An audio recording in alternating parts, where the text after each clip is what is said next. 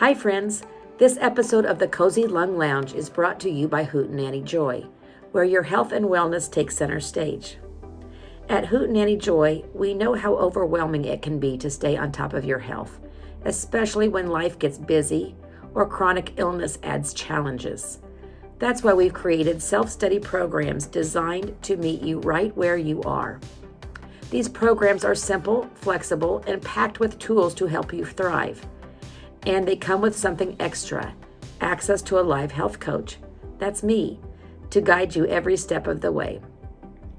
Whether it's improving your sleep, learning to nourish your body, or managing stress, our programs combine proven science with practical, real-life strategies. You can work at your own pace, get the answers you need during coaching sessions, and feel confident you're making progress. Ready to take that first step? Visit hootenannyjoy.com to explore the programs and choose the one that fits your journey best. Hootenanny Joy, because your health deserves a little joy. Hey everyone, I'm excited to be back at the Cozy Lung Lounge. This is Gina. I'm really excited about today's topic. We're talking about natural herbs and supplements today. What a really timely topic. Kelly here. Yes, I'm so glad we're talking about this because now that it's cold and flu season, there seems to be advertisements everywhere for all kinds of natural cures and remedies and preventatives for symptoms of flu, cold, what have you, coughing. So we're going to go through a few of these today just to see what's in them. See if we need to maybe run it by our doctor, especially if you're taking any other medications. And those medications include inhaled medications. So let's see, where should we start? Amy, do you want to start with this Lignosus? Yes. So Kelly sent me over a screenshot of this new brand called Lignosus that has been all over social media. So the name brand is Lignosus, but the actual supplement that it is called tiger milk mushroom. So I did a little bit of research. So it was actually traditionally used in Southeast Asia for different ailments, including respiratory disorders. And it has had a few recent clinical studies that have been working to validate it as a good supplement for respiratory disorders and pulmonary health. So I'm interested to learn a little bit more about this. So this is the ad that showed up. I was looking in Facebook or Instagram to do something. So it says, mucus is finally kicked out, nagging cough is relieved. There's the brand name, Lignosus. It talks about it cleans, detoxifies the respiratory tract. It rejuvenates, it strengthens your immune response, and it protects natural defenses in the lungs. So my question is, really, how does it do all of that? And what is it? Is it a tablet, a liquid? I don't even know what this is. So with the Lignosus, I'm not exactly sure how they give it to you, but when I looked, it seems like this tiger milk mushroom is most commonly given orally. So whether that's through a tea or having it through a pill capsule, those seem to be the most effective ways to use it that I've seen. The FDA actually has approved it as an ingredient, I believe, but it is not necessarily meant as a treatment or a cure for anything in particular. So I don't think there's any regulations on the dosages. I don't think there's enough clinical studies to even know that at this point. But I do know the FDA has approved it as an ingredient that can be used.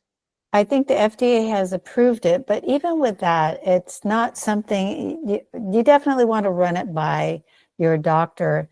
There's a new class of supplements now called adaptogens. You may have heard of it. And the adaptogens are mostly mushrooms because they're anti-inflammatory and they do great and wonderful things, but not if they're going to interact with anything that you happen to be taking. So always run it by your doctor, nurse practitioner, somebody in your doctor's office, and say, hey, is it safe to take this along with my blood pressure medication, my heart medication, my diabetes medication, whatever else, inhalers, whatever else you may happen to be on, because some of this stuff can interact pretty heavily.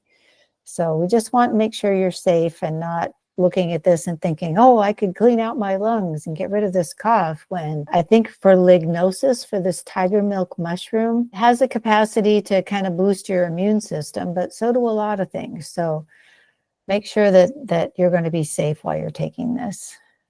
When I was looking at it, I only found 3 or 4 studies on this tiger milk mushroom.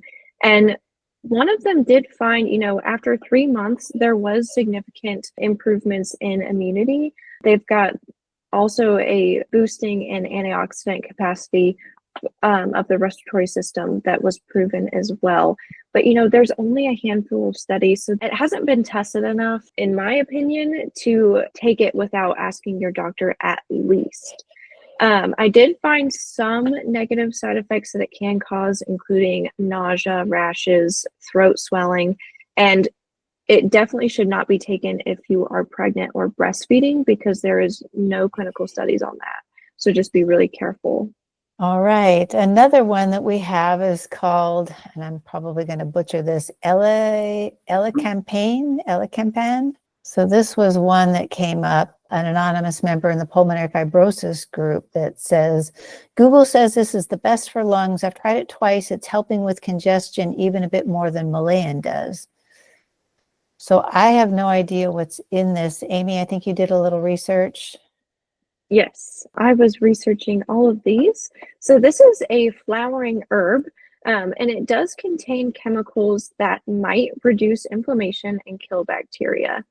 So it can sometimes be used with asthma, bronchitis, and other respiratory illnesses, but there's no clinical evidence at this point to support its usage that I have found. But I guess a little bit of a backstory. I know some people like to know history. So it does go back all the way to ancient Greek times. So it was used all throughout Europe, and it was originally used as an expectorant and for water retention. So that may explain a little bit about why somebody likes it with congestion, is it has originally always been used as an expectorant, even all the way back in ancient Greek times. So that's pretty much all the research I found on it.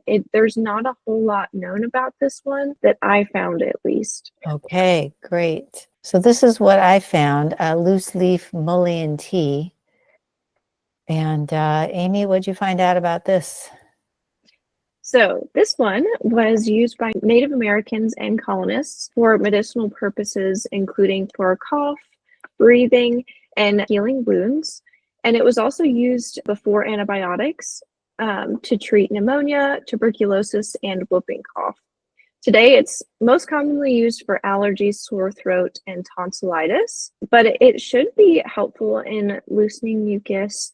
It can calm inflammation and protect your cells because it's got antioxidants such as the vitamin C and flavonoids in it. Currently, at this point, I think it is actually standardized in Europe. They actually have different dosages for it, and it's standardized in its manufacturing. But in the United States, it's not currently standardized manufacturing. So you have to really be careful about looking for reputable sources in getting this supplement to make sure that you're getting what you need, and also make sure that you're sticking to the dosage recommendations.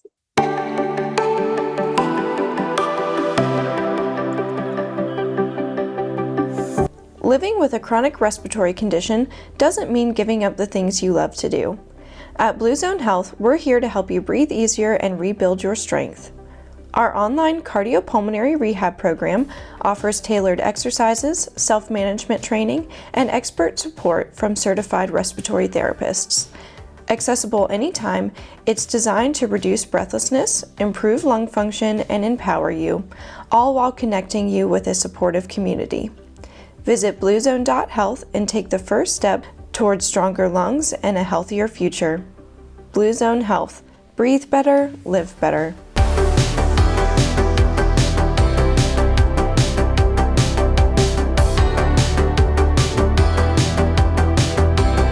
And while I was on that website looking up mullein tea, I also found that they have this product here. You can see it called Organic Lung Health Tea. And I was looking at the ingredients in this, and it's things like sage, and I don't know that I would want to drink a tea, but they offer this product, so you may be shopping and see this, oh, organic lung health tea. Sure, I'll try that. But once again, please, please, please run this by your physician and just say, hey, any of these ingredients, would they interact with anything that I'm taking? You can also ask your pharmacist. If you get all of your prescriptions from one pharmacy, you can also ask your pharmacist, hey, I'm thinking about buying this, but you know all my medications. What do you think? Now, there are teas that are more natural that we do recommend because hot water is good for lungs and thinning mucus, just the heat and the water. We talk about putting lemon, hot lemon water. You can even add some ginseng or some turmeric, some ginger. Those kinds of things that occur naturally in foods can often be used in teas also that might do some of the things that are labeled as lung health, but are standard kind of herbs. There's another herbal tea out there that I really love, and it's called Throat Coat. If you've ever had a really sore throat, I can't remember who makes it, but it's almost slippery. It's the weirdest feeling tea, but it does what it says. It coats your throat. But I don't know what's in it. And if you take it every winter, please, again, run it by your doctor. Make sure it's not going to interact with anything. And then next up, we have N-acetylcysteine. I don't have a picture of it. It goes by NAC. Yeah, this is one of my research because I hear a lot about this NAC. It's an antioxidant, and it's in a lot of research these days. There's glutathione, and it's antioxidant and all of these good trigger words nowadays. However, as an old respiratory therapist, I've used N-acetylcysteine for all of my career as a nebulized medicine. And to nebulize that, it's a prescription from your doctor, and it's supposed to loosen the mucus. We've not really seen that clinically as a real thing. So we don't see that nebulized as much as it used to be. It also, nebulizing in acetylcysteine can cause asthma symptoms. And I have had patients in the past that have terrible bronchospasms from nebulizing that. However, I think this is a pretty big deal in the pulmonary fibrosis world now. Is that right, Kelly? Yes. So for pulmonary fibrosis patients, there's this and one other compound that's similar to this. I have to remember the name of it. But the idea is if they have a lot of thick secretions, they want to try to break those up. Most pulmonary fibrosis patients don't have a ton of secretions, but they feel like they have the fibrosis that's in their airways. They feel like the N-acetylcysteine might somehow help break down, the enzyme in it might help break down that barrier that's getting between the alveolus and the capillary. And I don't have any information I don't have any research on whether that works or not. I've had half a dozen patients, fibrosis patients, tell me they feel better when they take it, and I've had half a dozen say they didn't feel a difference. So something to try. Again, ask your doctor, but I don't see anything bad. And like Gina said, we gave it nebulized to every patient in the hospital for years. So if you feel like it helps, could be worth looking into. As with all of these supplements, we talk about talking to your doctor. Many doctors aren't up on all of these supplements, so they may say, trial and error. Yes, take it. No, don't take it. I was personally taking a lot of supplements a few weeks ago, and I had my fish oil and my vitamin D and my multivitamin. But then I started looking at research studies, and I threw this one and I threw this one in, and I ended up with a fairly bad skin condition. And the only thing I can think of different that I did was taking extra supplements. And so I'm going to stop, reverse myself, and just try one at a time, so that I can see how it affects my body, rather than trying to take 20 of them to just do it all, one at a time, so that you can see the cause and effect is so important. Absolutely. The other thing that happens when you take a whole bunch of stuff together and it works, and then you go tell your doctor, I took this and I took that and I took this and I feel so much better. And that's great that you're feeling better, but we don't know what it was that actually worked for you because you took so many things together at once. So great advice, Gina. And I think the other thing is, doctors are really helpful with that. They may not know about some of the new things that are coming up on social media and whatnot, like the tiger milk mushroom that's big right now, but they can be really helpful in some of the more typical things. So I have chronic migraines and chronic headaches, and my doctor told me to take B12 and also told me to take magnesium to help see if we could prevent those migraines. And it has worked wonders so far. So your doctor may not know about these newer things coming out, but they'll know a lot about vitamins and whatnot. So they'll at least be able to give you some really good information on those and tell you what will interact with your medication and what won't. Some of these things can really be life-changing. Now, I had a patient the other day said that they saw these gummies that were advertised and they were supposed to heal your lungs. I'm not sure that I believe that any substance on the market is going to completely restore your lungs. We just have not seen anything like that. That's just kind of fantasy. However, things really can make a big impact. I remember way back when my son had some gut problems. We'd had them forever, and he was even seeing a very top-notch gut team. And a simple probiotic gummy changed the course of his diarrhea that he'd had for a long time. So one intervention really can work, but work with your doctor and pay very close attention to what it's doing to your body. And don't put all of your hopes on a gummy that's going to cure your lung disease. I just don't see that happening. I don't think there's anything out there that cures any lung disease. We can alleviate your symptoms as best we can, but be wary of claims that say it will cure your lung disease. CBD, I think, was the worst offender for a long time, but now we've got other players. Were there any other substances that you researched, Gina? No, there's just a lot of things out there. Quercetin is one I saw. It has anti-inflammatory properties also. And it's found in a lot of fruits and vegetables. So you don't even need to take a pill in that one. Kind of your standard nutritional research. I'm not a dietitian, but the brightly colored fruits and vegetables, bright red and green and yellow and orange, they have compounds that really do help your lungs. And I think I said on this podcast before, I just love this study from the COPD Foundation. I talk about it a couple of times a week with my patients, that they did a study where everybody was a smoker on this study. I'm going to just say a pack a day, all these people, 1,000 people. And they looked at them 20 or 30 years later to see how the smoking impacted them. The people with the better, more colorful diets had less lung disease than those that had a less colorful diet. So we do know that all of the flavonoids and the polyphenols in these fruits and vegetables really do protect your body. And not just for weight, it protects all of the cells in your body from inflammation and destruction. Variety is key. And Gina, tell me if you've heard this. I've had numerous patients over the years tell me that the secret ingredient, if you will, that helps them with their lungs to feel better, to breathe better, to cough, keep a cough away, keep a flu away, is pineapples and pineapple juice. Have you heard that? I hear that a lot, not only in the lung world, but some other circles. So yeah, there is something, is it bromelain, something in pineapples that, yeah, I hear wonderful things about pineapples. So it's not just a crazy California thing. Okay, good. Some friends of ours that just moved in, they are from Colombia. And I went to her house the other day and I walked in and what smells so good? And she said, oh, I take the peelings of a pineapple. She'll take the pineapple, peel it, and leave a good chunk of the pineapple fruit in there. She says, I boil it in filtered water with cinnamon and I drink it all the time. And she said, that's what we do back in Colombia. It's really good for you.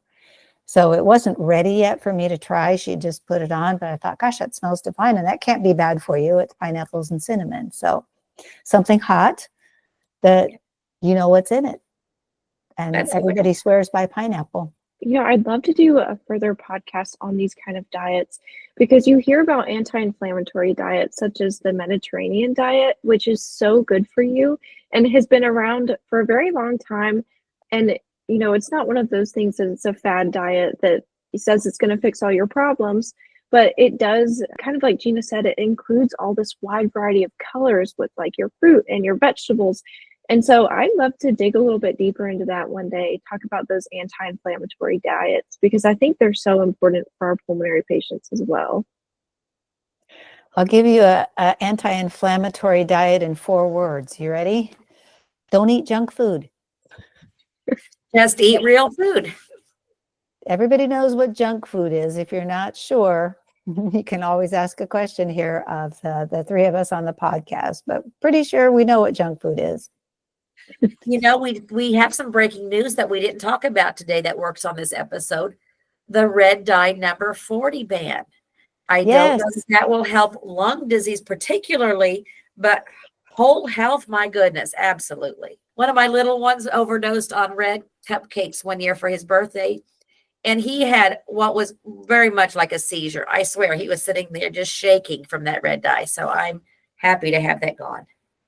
When I was growing up, my mom always made red velvet cake as a special occasion. She had the recipe from, I don't know, the Waldorf Astoria Hotel or some famous place for this. And the first time I watched her make it and pour an entire 2-ounce bottle of red food coloring in, I thought, I can't do it. And to this day, I look at how popular red velvet cupcakes are. And then I have friends who go to the movies and they'll eat a whole box of red vines. And I think, you're going to die. That's just like right in that chair. You're going to die. That's it. It's over. So I'm so glad that got banned. That's horrible stuff for you. And ladies, don't forget, there's a lot of that that comes from the same place that red dyes all come from in our cosmetics and makeup. So have a look at your ingredient list and your, especially things that are in the red family, and make sure that that's not in your makeup, especially your lipstick. I read something the other day. The average woman eats 12 pounds of lipstick in her lifetime. Yeah. Thank you guys so much for talking and for being here to talk a little bit about different supplements. I think it's really important to hear about what's new on the market and really make sure you make educated decisions before trying any of those things, and always checking with your doctor. If you're listening to this and you haven't heard of a supplement, or you're doing a practice that may not be approved by your doctor, give us a shout out here, because we would love to research it and talk about it more. Always being informed of what my patients are saying outside of my office is really helpful for when I'm talking to them inside the office. I think you can leave a comment on YouTube. So like Gina said, if you've got some newfangled supplement that promises to cure your lungs that you want us to research and look into, we will do that for you. One last thing, if you've used a health coach to help your breathing, give us a shout out, because we would love to feature a patient who's had success with health coaching so that we can bring that into a new podcast someday. So I'd love to have you, some of you patients as guests too, please. Awesome. All right, signing off. Thanks for joining in. Thanks for hanging out in the Cozy Lung Lounge. Bye, everyone. Hi, I'm Kelly, a registered respiratory therapist with Blue Zone Health. Do you feel breathless much of the time? Are you unsure of how to manage your breathlessness? Is it keeping you from doing all the things that you would like to do? I'm here to help you learn to work with your healthcare team to come up with a plan that will work for you. There are lots of tools, tips, and tricks and breathing exercises that you can do now that will help you breathe easier and more effectively. I look forward to joining you on this journey and empowering you to breathe better.